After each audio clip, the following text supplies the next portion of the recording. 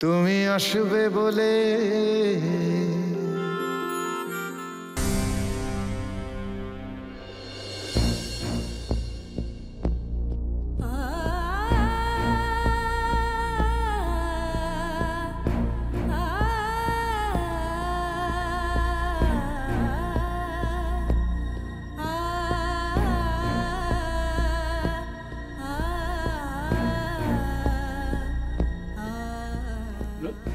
নন্দিনী নন্দিনী নন্দিনী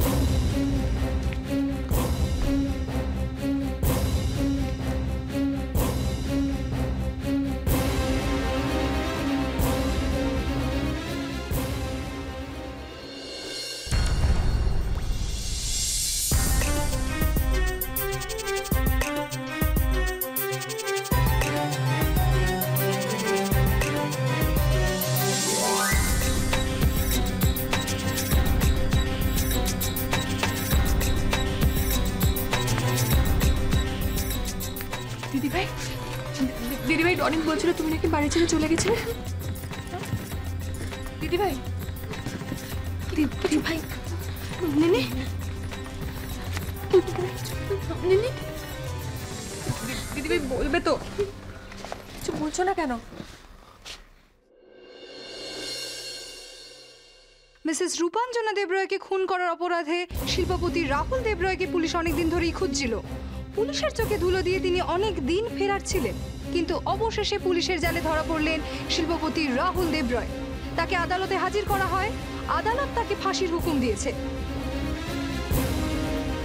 এখন আপাতত তাকে হাজতে রাখা হয়েছে। কাল তার ফাঁসির হুকুম হয়েছে।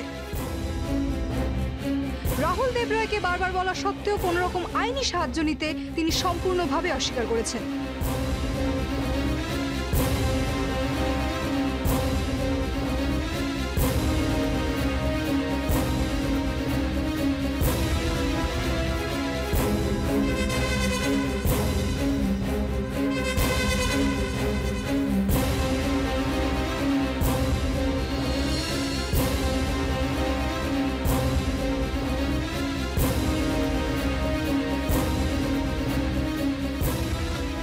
রাহুল রাহুল কেন করলো এরকম? কেন করলো রাহুল এরকম? এসব এসব কি হয়ে গেল? কি হয়ে গেল এসব?